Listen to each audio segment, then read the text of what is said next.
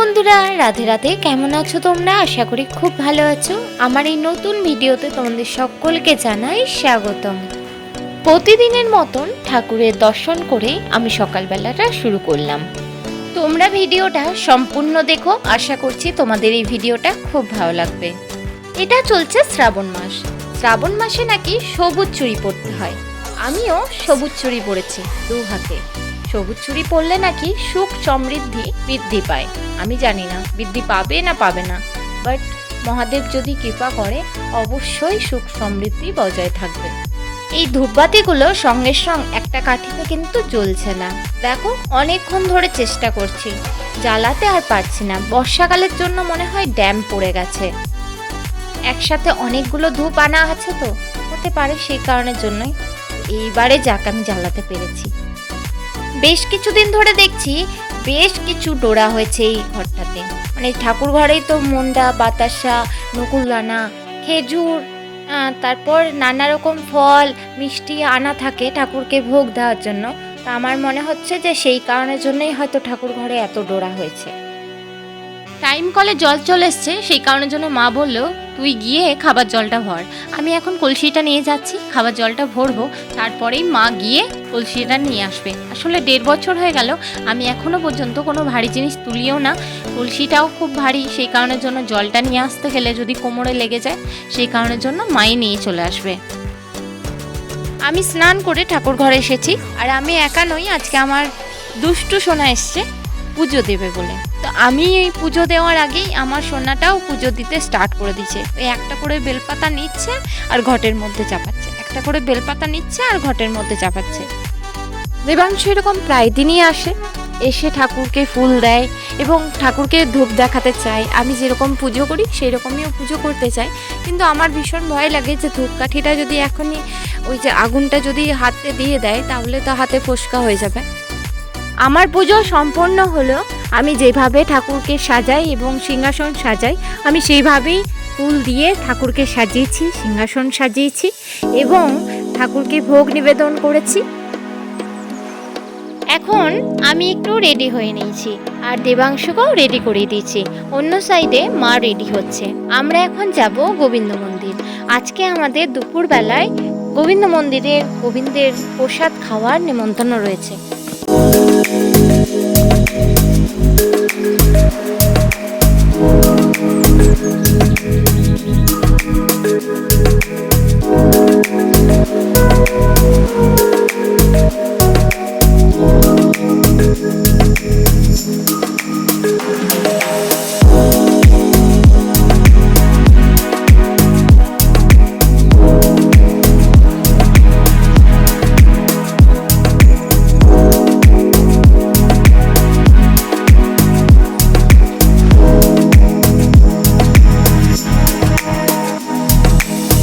এই হলো আমাদের গোবিন্দ মন্দির, আর এই হলো আমাদের রাধা গোবিন্দ।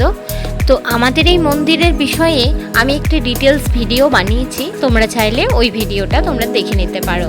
এই মন্দির 350 বছর পুরনো। প্রত্যেক দিন গোবিন্দের সেবা হয় এবং প্রত্যেক দিন বহু মানুষ গোবিন্দের প্রসাদ গ্রহণ করে যান। যেমন আজকে আমরা এসেছি গোবিন্দের প্রসাদ গ্রহণ করতে। ভাই যেখানে কাজ করে সেই জায়গাতে কাজের আজকে অনেক চাপ ছিল, সেই কারণের জন্য ভাইয়ের আস্তে আস্তে অনেকটা লেট হয়ে গেছে। আমাদের খাওয়া দাওয়া কমপ্লিট হয়ে গেছে, এখন ভাই খাবার খাচ্ছে, ওরও প্রায় কমপ্লিট হয়েই এসছে। বেটু 2টো ফাঁকা বোতল পেয়েছে আর ওই 2টো নিয়েই খেলা করছে। আর এখানে কাকিমা বলছে বোতলটা আমাকে দাও তো, ও মানে কিছুতেই দেবে না। এত খুশি, মানে ছোট্ট ছোট্ট জিনিস পেয়ে বাচ্চারা এত খুশি হয়। মন্দির থেকে বাড়ি ফেরার পথে ভিডিও করতে ভুলে গেছিলাম। বাড়িতে এসে প্রথমে দেবাংশকে খাওয়ালাম, কারণ ও সেখানে সেইভাবে কিছু খায়নি, শুধু পায়েসটুকু একটু মুখে ঠেকিয়েছিল। তো ওইটুকু তো আর পেট ভরে না, সেই কারণের জন্য বাড়িতে এসে প্রথম ওকে খাওয়ালাম, ওকে পরিষ্কার করে জামা কাপড় পরালাম। এসব করতে করতে না টাইমটা ঠিক পেরিয়েই গেল। তারপর হঠাৎ করে আমাদের প্ল্যান হলো যে আমরা আজকে দুর্গাপুর যাব। তো প্রথম তো গাড়ি পাচ্ছিলাম না, কার গাড়িতে যাব, এরকম যাকেই ফোন করছি সেই বলছে দুর্গাপুর আছি, নাহলে আসানসোল চলে এসেছি, এইরকম। তা আমাদের গ্রাম তো আগের থেকে বুক না করে থাকলে হঠাৎ করে কোনো গাড়ি পাওয়া খুব মুশকিল হয়ে যায়। তারপর এই কাকুর সঙ্গে কথা হলো, কাকু বললো আমি দুর্গাপুর থেকে বাড়ি ফিরছি, তো ততক্ষণ অবধি যদি তোরা ওয়েট করিস তাহলে আমার গাড়িতে আবার দুর্গাপুর আসতে পারবি।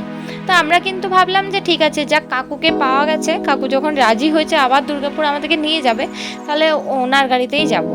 তো আমরা রেডি হয়ে বেশ অনেকক্ষণ ধরে অপেক্ষা করলাম, তারপর কাকু আমাদের গ্রাম এলো, এসে তারপর আমাদেরকে এখন আবার দুর্গাপুর নিয়ে যাচ্ছে। যাবার সময় প্রচণ্ড প্রবলেম হয়েছে, হঠাৎ করে মেঘ করে এত বৃষ্টি নামলো, অটো ঝাপগুলো পুরো নামাতে হয়েছিল, কিন্তু এত জোরে হাওয়া দিচ্ছিল, হাওয়াতে ঝাপ উড়ে যাচ্ছিল আর বৃষ্টির জল ঢুকে যাচ্ছিল, অর্ধেকটা ভিজেই গেছিলাম।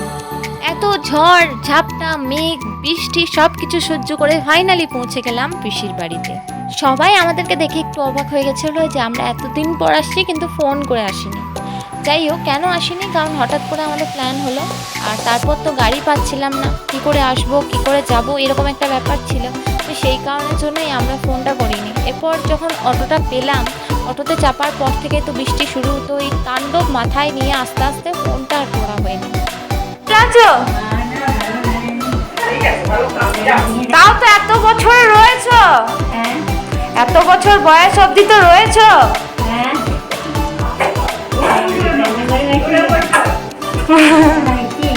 না দু একটা কথা শুনতে পাই, বলো। বিটা হ্যাঁ 1.5 বছর, 1.5 বছর। দেখতে দেখতে বড় হয়ে যাচ্ছে। বম্মা হয় বেটু, বম্মা এইখানে এলাম, তোমার সঙ্গে দেখা করতে এলাম, তোমার সঙ্গে দেখা করতে এলাম, তোমাকে তোমাকে দেখা করতে এলাম, তোমাকে দেখা করতে এলাম।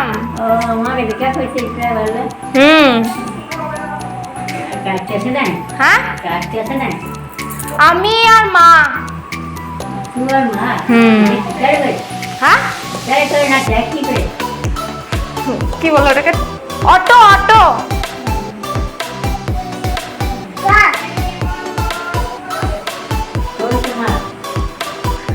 মা আসছে,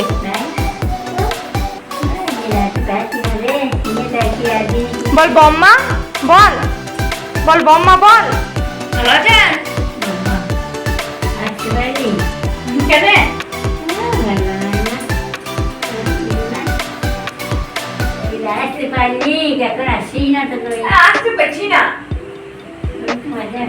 মাগো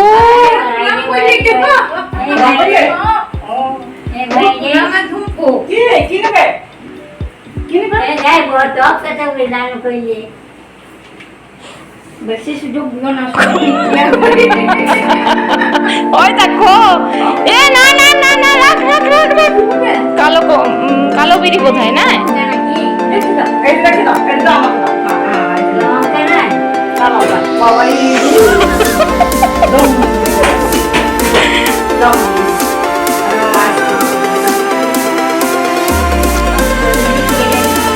আসছে আসছে পাপুদা, আসছে পাপুদা, আসছে আসছে, আর কেউ না, পাপুদা আসছে, পাপুদা পাপুদা আসছে, আসছে, হ্যাঁ হ্যাঁ হ্যাঁ।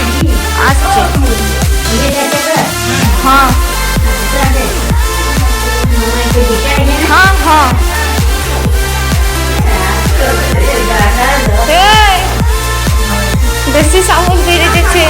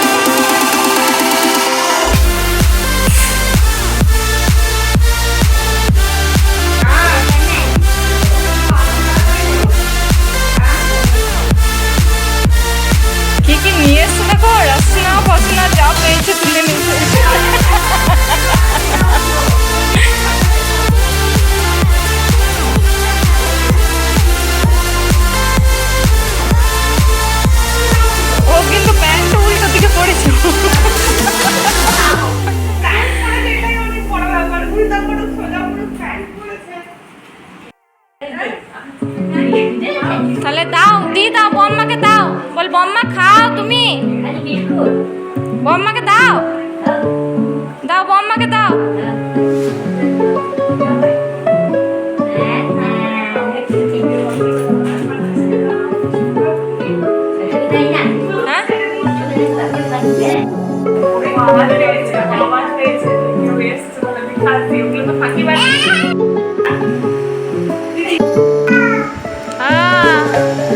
দিদি ওরে বাবা রে, ও বাবা দিদিকে ডাকছে।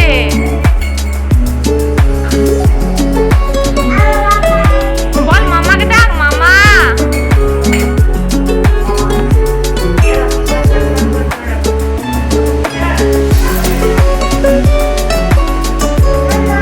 মাম্মা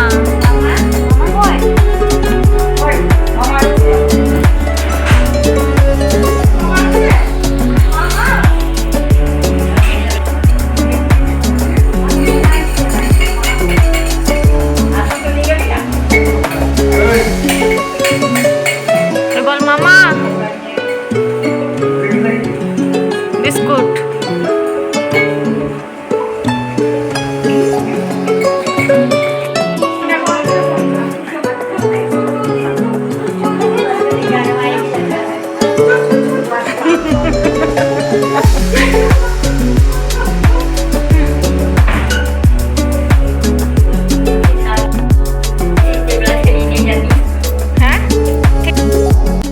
গল্প করতে করতে কিভাবে যে সময়টা পার হয়ে গেল বোঝাই গেল না।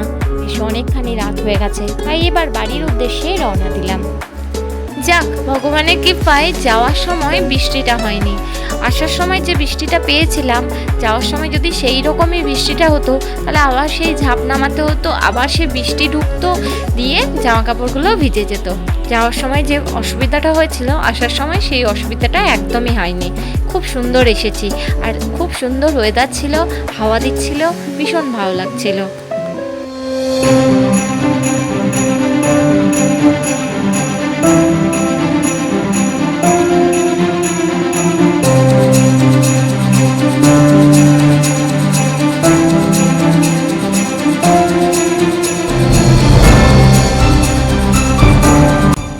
আমরা বাড়ি আসার সময় এক প্যাকেট বিরিয়ানি কিনে নিয়ে এসেছিলাম। এবার প্রশ্ন, 3 জন মানুষ আর এক প্যাকেট বিরিয়ানি?